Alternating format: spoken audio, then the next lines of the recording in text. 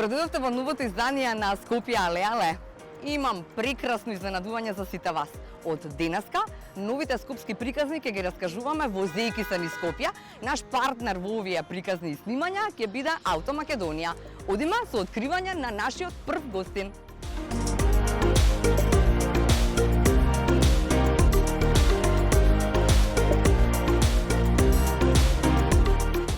Господинот Трифун Костовски, не треба многу кажување. Така, здраво, живо, многу ви благодарам. Благодарам на поканата да видам денеска ваш гост и да ги поздравам вашите слушатели и гледачи. Така е, да. Ке се возиме во електричен автомобил, ке ви кажам некои работи, ке си помоабитиме за вашиот став. Говориме автомобил кој е иднината. Така е, да. Ајде, можам да влезам.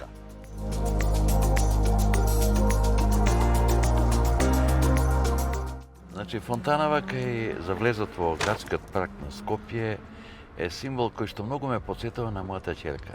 Деки првата фотографија што направи, која веќе проде малата Олга, е направи токму овде кај едно мало оточече и навистина често пати кога ќе ја видам фотографијата, јас сум многу среќен. Значи, прекрасно место за почеток на нашата средба и сметам дека ќе имаме убав разговор. Да, кој ќе го пренесеме на нашиве скопјани, на нашиве сограѓани и да им посакаме убав живот. Така е. Ако кажеме да се биде скопјанец, што е за вас да се биде скопјанец? Скопјанец е исто како да бидеш, што знам, велешенец, гевгелишенец, меѓутоа да си го сакаш своето место, значи прво домот, својот комшилук, своите сограѓани и да си го сакаш градот како една урбана целина во која што сите заеднички живееме, со цел да бидеме по безбедни во нашиот живот и позадоволни, мораме сите да го абсорбираме она позитивното што треба да го даваме на градот. Да. Значи никаква обврска представува скопјанец. Не обврска, тоа мора да биде љубов. Љубов мора да. Добро. Љубовта е најуниверзалното нешто кој што го подигнува човештвото творештво, генерално. Дали е љубов, класична љубов, маж, жена, љубов кон градот, љубов кон семејството, ljubов кон природата, се тоа само прекрасни моменти во кои што го подигнува чувството на развој во нашето секојдневие. Така. На што прво се сеќавате во однос на вашето детство? На моето детство се сеќам од своја 5-та година, беше ден, велик ден, во моето мало Новомало, веднаш до Тутунски комбинат. Тогаш на Зелен пазар поминува со воловски коли, носеа зеленчук, зарзава, домати, овоштие. И знам дека еден вол беше толку близек, а јас со јајцето црвено излегов да го видам што носи колата. Бостан носеше. Не беше. Ран зеленчук беше. Бостан беше релативно рано, бидејќи Великденот секој пат е на пролет. И сега тој вол како што маваше со опашот, веќе ги брка жемовите, ко ме плесна по нос, ми се раскрвари и ќе го памтам тој момент дека со јајцето го мавна волот. Тоа е можеби веќе една карактерна особина, моја лична, како скопјанец. Така е. Значи ми кажавте дека немаше асфалт, така, во тие улички? Не, се беа, да ви кажам, се беше кал. Немаше, тоа беше, јас буквално ко дете паметам дека кој ќе паднеше дожд или зимно време, јас по некој пат сакав многу да видам чист, дори во време калливо е, ќе ги се облечам, да контурите ќе си ставам под мишки, ќе шљапам по водите, ќе седам дома. Така да тоа беше принципот. Зашто сакам да кажам културата на Скопје и скопјани? Скопје е еден од ретките градови кои што го практикува побратимството, кои што во другите градови многу помалку низ Македонија постои. Например, моето семејство, веќе сме побратими со едно семејство Топана Николовски, повеќе од 120 години. Како така? Тоа е да ви кажам, затоа велам, социјалната димензија на урбаните средини е тоа. Мојот татко е посмртше. Неговиот татко го собираат бугарите 912 година од посела и го регрутираат и до ден денеска не му се знае каде му е гробот, каде е погинат ништо. И од тој аспект имам една да не кажем една длабока тага кон Бугарија. Сега тие луѓе, побратимите кои биле еснафи, ја дале таа социјална димензија да татко ми расте, израсте. И се сеќавам во моментите кога беа празници, например, Великден е најголемиот празник наш христијански. Прва работа како деца ќе не облече, мајка ми ќе надотера право не носи кај побратимите. И тоа е едно нешто кој што јас многу го почитувам и денеска таа побратимска лоза јас ја негувам до крај. Веќе побратими од двете страни веќе имаме повеќе од 100 луѓе кои што веќе па тоа е убава. И знаеш што? И убав е гестот кој ќе кажеш побратиме, бидејќи тоа не е брат по крв, туку брат по една социјална dimenzија. Така е, да. Извини, малце ја влегов во моите теми. Нема врска. А кажете ми сега кои ви беа другари, што се играша тогаш во Скопје? Јас во Скопје најпрво почнав да играм фудбал со топко чорапи. Добро. Најлон чорапи или стари чорапи ги замоткаме и играме. Потоа ако се појави пластиката, првите пластика тоа беше за нас нешто најубаво. И обично домовите ни беа ниски куќерки, беа керпичи. Често пати имаше луѓе кои што живеа во подруми. Ние така играјќи често пати топката ќе залута во некој двор, па некој, ако е пластична, ќе ја исече, па ќе ја направи, па ние како деца па ќе се љути. Меѓутоа, нашето несташлукот на детството беше во крадење на рано зеленчук, например, зелени кајси, зелени сливи, зелени, односно среши. И по некој пат, да не кажам, ќе играме фудбал и ќе скршиме некој џам. Е така. Толку. Меѓутоа толку беше. Да. Толку беше. Да. Немаше и тогаш многу ми се допаѓаше тој систем на полиција. Ние имавме полицајци кои што реонот го покриваа. И имаше една безбедност силна, бидејќи тој полицајецот живееше заедно со сите семејства. Ги знаеше каде може да се очекува опасност од некој дете, каде не. Што денеска за жалба нема. Да. Можеби Скопје беше тогаш мал град во кој што може да се контролира.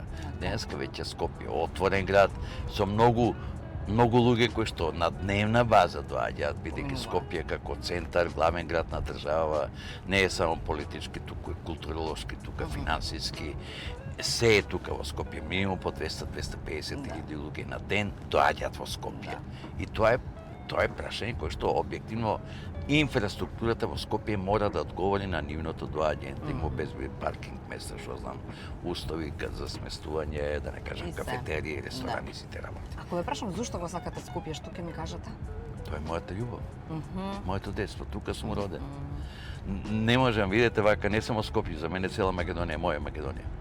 Јас затоа често пати живееме во еден плурализам, ја не можам партиски да бидам обоен. Јас сум обоен само со едно име, Скопје и Македонија. Тоа ми за мене.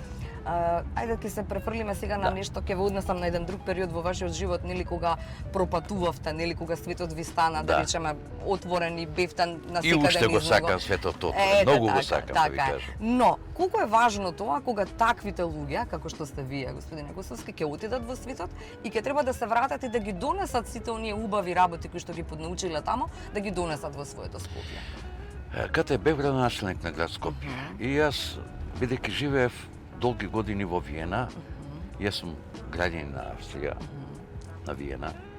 Сакам да кажам, Виена ме беше мене предизвик што можам да купам од таму да го внесам кај нас.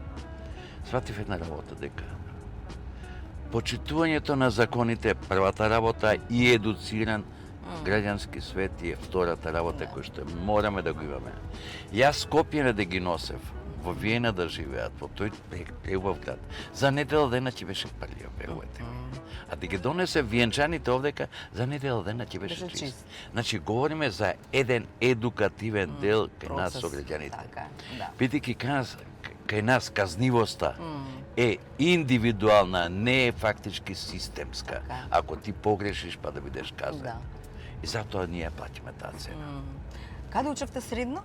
Средно учев во Јосип Брос Тито. Сега да ви кажам, со средното училиште имам една своја историја. Учев во Јосип Брос Тито и во Јосиф Јосифовски свештерот во Гевгелија.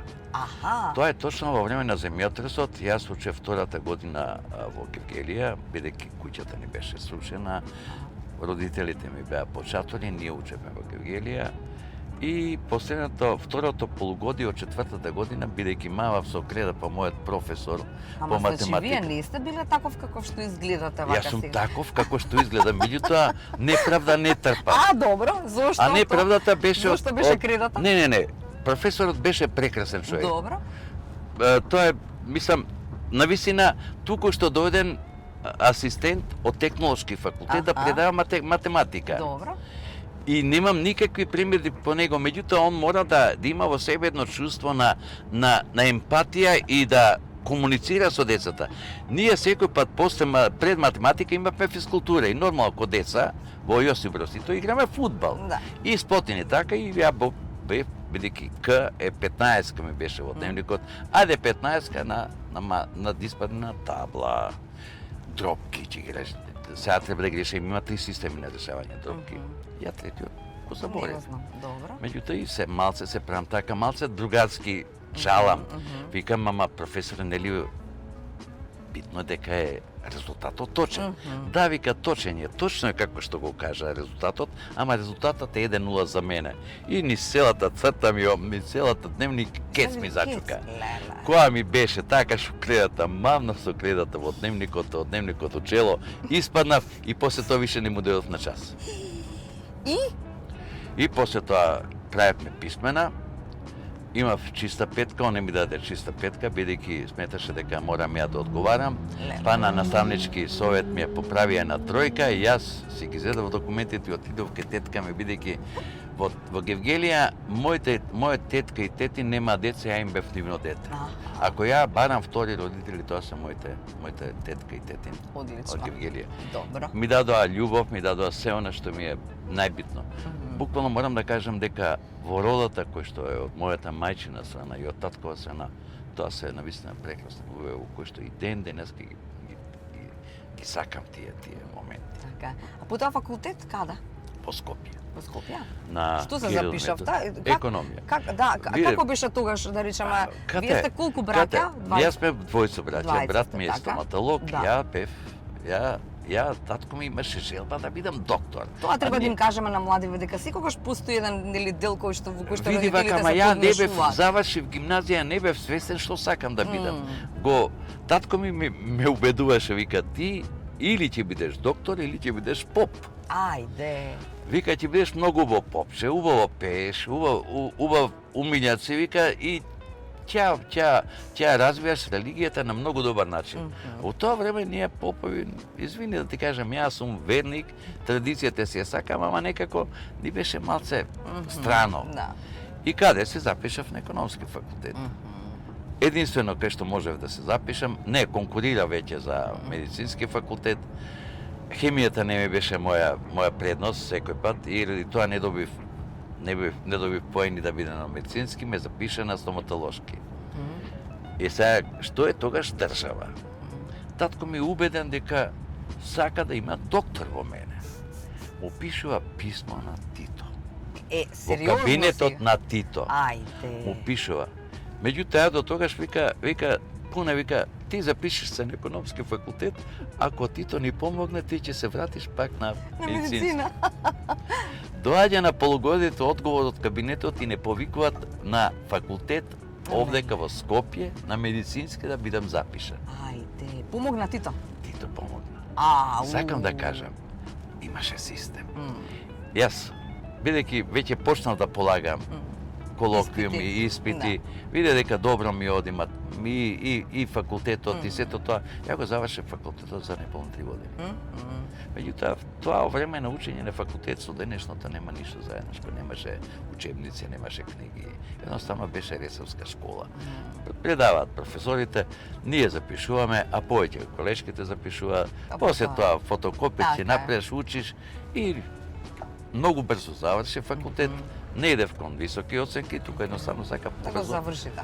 Бидејќи јас веќе почнав да работам, да заработам свој джепарац, условно кажано, од дете како работење во Мичурин фабриката за овоште што беше во денешен аеродром, па почнав да работам на товарната во Скопје, разваровме цемент, да ти кажам, па после кога стана веќе тинејџер, продав домати, што знам, пиперки, грозија. Ова сте го раскажале никогаш? Па не знам. Ја нисум го чула до сега. Низ Југославија и знам како е да бидеш купец и како е да бидеш продавач. Значи, двете работи си имаат своја димензија. И тоа е прекрасно нешто. Кога човек ги знае и двете работи. Да. А кои се местата во Скопје кои што ви се допаѓаат? Кермес ми е било секој пат. Најубавото нешто. Татко ми беше љубител на фудбалот и немаше утакмица во кој што варта или работнички не носеше нас ко деца. И секој пат после утакмиците, под насипот, кај стариот стадион, насипот ќе не чекаше мајка ми и оттаму ќе идевме во кермес. А во кермес. Кермес. Ај објаснете ми Кермес. како беше тогаш кермес? Кермес, видите вака, животот беше многу со една плата живеевме, скромен, меѓутоа татко ми умееше и мајка ми да ни изведат нас, мене и брат ми, да не носат во кермес, ќе наражат условно кажуваме една салата, една ракија, 10 кебапчиња, ќе ги поделиме јас и мајка, ја и брат ми. Брат ми ќе зеде 6-7, ја ќе зедам 1-2. Ама делба? Не, добро, сега и он беше 5 години А, постари, така, така да сето поузрасен, тоа така. си го има своето. Да. И сакам да кажам, ќе заземеше место на крајот од целата таа, да не кажам, простор од кермес, со цел бидејќи се носеше дома ракиичка да си досипе и да ужива во тој. Значи, Ние се цел- можеше. Се можеше. Значи, сакам да кажам, човек ако има желба, ќе си најде начин, без никого да пореде, да се најде среќата. Да. Кермес ни беше на наше омилено место, секако плоштад во времето на тинејџерските години, најнапред беше Кејот, каде не се трговски центар. Го фативте курзата, господине? Како да не, курсата го фативме.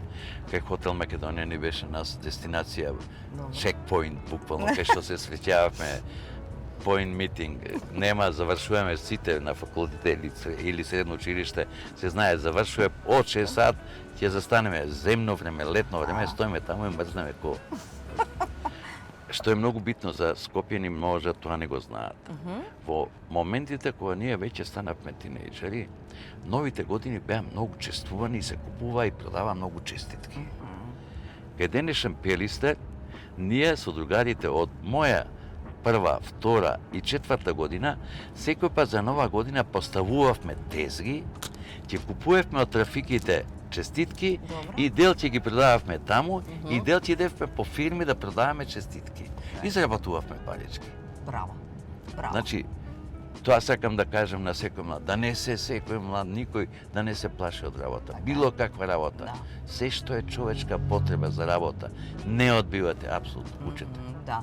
Тоа го дигате и во собственото искуство, знаење. Кога сме кај модата, ме интересира каква беше модата и нели сме гледале сега од серии и така натаму дека се носеле фармерки од Трст, па нели попече с пара за да ви ги донесат вам овда. Што друго беше модерно во тоа време? Па видите вака, тогаш беше Трст најсилната дестинација за она кежуал обликување. Дали винтијаги, дали мајци, джинсови, односно фармерки. И морам да кажам дека првите фармерки ми ги донесе моја тетка Марика. Она умееше да иде до Трс, ќе знакупи некој таму работи и после тоа ќе ги продава, ќе заработи. И она беше домаќинка. Со мајка ми беа многу блиски пријателки, така буквално се што имавме ние има и тие дома. Условно кажано, зетин, шекер, брашно, сето тоа заеднички беше. И она ми ги донесе првите фармерки и како што стигна возот за Бали 5 сат, она веднаш ми ги носи фармерките дома. И мајка ми ме буди, ја уште во сон. Вика тетка ти Марика ти донесе фармерки. Какви? Супер Айфел. Да. Тоа ги облеков. Веднаш не ги симнав цела недела, со не спиев. И патеки тогаш немаше како денеска. Имаше патеки, оние обични што беа шангајки, да ти кажам. Меѓутоа беа во тоа време беа многу така убави. И што е многу битно за онаа буквално кежуал систем, веспите беа многу во мода. Кој јас нема можност да возам веспа, возив обичен точек кој што морав да влезам со нозете под гиданот, бидејќи мал бев. И често пати ќе паднам и рани ќе имам на колениците, меѓутоа тоа беше нормално. Тоа е Скопје. Така. Тоа е Скопје. Кога веќе ги споменуваме превозните средства, се возиме во еден сега не знам, мене ми се чини удобно, дали ви е вам удобно, екстра комфортно и удобен електричен комплетно електричен автомобил. Велат дека со ова колку што е наполнет, ние денеска ќе се обидеме да дознаеме дека може да се поминат 489 км со едно полнење. Она што е пак уште поважно е дека не го загадува градот, кој што сите си го сакаме. Апсолутно да, се слагам дека светот веќе технолошки толку напредува, што не знам дали ние во мои години луѓето можеме тој систем да го пратиме. Така е. Јас сум горд што се уште сум гладен да знам, да сознавам нови работи, бидејќи научив една дефиниција во животот, се додека имаш здрав дух и тело, учи. Апсолутно, ова е возило кое што иднина е. Ние свесен сум тоа дека бензинските пумпи еден ден ќе ги снема. Ќе имаме ние буквално возила кои ќе работат на сосема друг систем. Јас се прашувам, например, не само возилава, и начинот на грејење. Наместо дрва, ние ќе дојде, убеден сум дека еден ден ќе дојдат луѓе кои ќе направат од нашава човечка енергија што имаме топлина во нас, да ја користиме во нашите домови, во нашето секојдневие. Самите да се загреваме. Самите себе да бидеме репродуцирана, да обновлива енергија, тоа е тоа. Сакам да кажам, верувам во науката и сакам во науката побрзо да се, бидејќи со научните достигнувања се подигнува стандардот. Ако го споредам стандардот, а некогаш на Скопје, кога ние како деца со корка лепчи спаднеме на мачкаме дали со мас или со крем, немаше крем како джем. Да. И со шекерце или одозгора ќе ставиш шекер и водичка, шекер и водичка или ако сакаш љуто да биде, малце ќе ставиш црвен пипер. И тоа беше. А ние по некој пат, бидејќи немавме што немаше, ќе се потрошеше маста и джемот. Татко ми работеше во војна болница, па често пати сирупче ќе се намачкавме на лебот и иди надвор. Социјална димензија. Улицата беше и останува за мене, за сите балканци. Улицата е една социјална димензија која што треба да почитуваме. Да.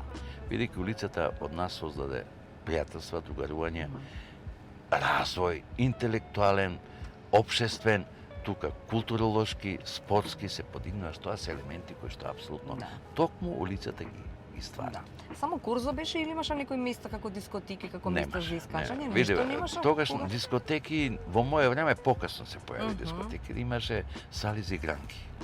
Јас сум од времето на без имени, така да Принчеви, тоа се прекрасни групи кои што прават, да не кажам, игранки во работнички дом, во домот на градежници, во Саливе, во населба Пролет, во кај што одевме ние, нормално имаше игранки кои беа попладневни, вечерни и на Сабале се правеа така мали настани за луѓе кои што се по одмината возраст за забави. Значи, имаше и тогаш се појави првите игри Твист, па после модерни се појава. И како учевте? Таму учевте, на игранка учиш, така или каде? На игранка. На игранка, па не види. Немало сега како што има нели места кај што можеш да отидеш да научиш. Првиот телевизор јас го видов 60-та година кога наши соседи, тогашни пратеници беа во собранието на Република Македонија, купија телевизор во кој што покушавме да гледаме Олимпијадата во Рим. Ништо не гледавме, цело време снег, ама за нас беше интересно, ќе се качиме на тоа. А се слушаше нешто барам? Ма ништо не се слушаше, да те кажа. Али интересно беше. Ќе видиш некој лик, леле, го видов. Добро, убаво. Сакам да кажам, ние во нашето детство немаше ништо што е од ова денеска секојдневие. А одевте ли имам една интересна случка, еден господин од Керамидница ми раскажано, вистина ли е дека имала, не знам сега што биле како дрвје околу градскиот стадион на кој што се качувале луѓето за да гледаат надпревари? Да. Од оваа аспект ми звучи неверојатно. Од денешен аспект, да, бидејќи спортот е за нас, денеска Македонија, убиен. Немаше утакмици кои што беа со најлошиот партнер да играе работнички риватар, немаше по 10.000 гледачи. А бидејќи стадионот беше 25.000, често пати беше препун кој ќе гостуваше Динамо, Звезда, Партизан. И тогаш објективно децата беа, бидејќи бесплатно влегува, ние ко мали деца, мене татко ми ме водеше, меѓутоа ако татко ми не можеше, ќе идев на стадионот, ќе замолев некој да ме земе чишко, може ли со тебе да влезам. И тоа имаш. Имаше влегуваш. Сега, тие повозрасните што нема можност да купат карти, не можеа да влезат, тие се качуваа или преку оградата, и оградата беше на стадионот со срци од згора. Да ти кажам, колку деца се исповредија со тие срчи бидејќи кој ќе се качи горе, Да. веќе настакнуте. Веќе- А полицијата беше со сериозна полиција, со огромни коњи кои за нас тогаш како деце беа нешто да ти кажам, како коњот, оној тројанскиот коњ да ти кажам, висок, голем, едноставно страфтина био. И знаеш што, со чиспана, со пендраци, па толпа да разбијат сето тоа. Скопје имаше една друга димензија од она што вие денес како генерација имате. Така е. Вистина Ме ли е боли. дека секој месец се гледате со неколку девојки кои што се уште се тука во Скопје? Да, Поеднаш- тие се мои деца. Така? Да. Да. Тие се мои деца. Видите, Ѓорче Петров е единствен шампион кој што 80% од девојките денеска се живеат во Скопје. Дали се русини, украинки, румунки или македонки, српкињи, бошњакињи, тие се денеска во Македонија. И за мене многу ме мило што сите тие девојчиња, дами денеска веќе сериозни жени, ме доживаат како татко. Тоа е чувство на една благодарност и моје кон нив и тие кон мене. Така е, но помогнавте пак тие да донесат друга убавина во однос на ракометот во Скопје. Така Не е. само ракометот, и денеска за многумина од тие девојки, ракометот и понатака е еден систем на обстојување, на работа. Го развива тој спорт во Македонија, благодарејќи на нив и денеска ракометот во женскиот спорт, говорам, е се уште на едно многу повисоко ниво отколку другите спорти во Република Македонија. Ракометот број 1 во кој што прво машкиот, второ е женскиот. Така е, да. Нашите пријатели од Автомакедонија, се сеќавате Автомакедонија? Тоа е фирма во кој што Може би уживам да првиот- поминувам. Да, може би А, првиот окей. автомобил бил од таму или не? Не беше од таму, го- добро. Не Еве, го купи повидата- Автомакедонија. Да. Автомакедонија сите беше одма најубавиот излог автомобилски беше таму, одма до старата железничка станица. Секој пат кога сакав малце да си страдувам на возилата, одев таму да ги видам. И само сонував кога еден ден ќе можам тоа Да си го дозволам. Благодарам многу за Така е. вниманието во секој случај. Супер, уште за крај. Скопје, але, се вика емисијата. За како Скопје на викате? Што му недостига на Скопје? Иако многу работи кажавте, ама еве во една реченица. Во една реченица. Да бидеме помудри. Да си го сакаме Скопје и да го чуваме сите заедно. Скопје ќе израсне во вистински град. Прво да се сами себе дообразиме, наобразуваме и да сватиме дека Скопје на сите нас не припаѓа и да го чуваме. Како што си го чуваме сопствениот стан, сопственото легло, сопственото мало, да си го чуваме нашиот град. Ви благодарам. Благодарам и вам исто.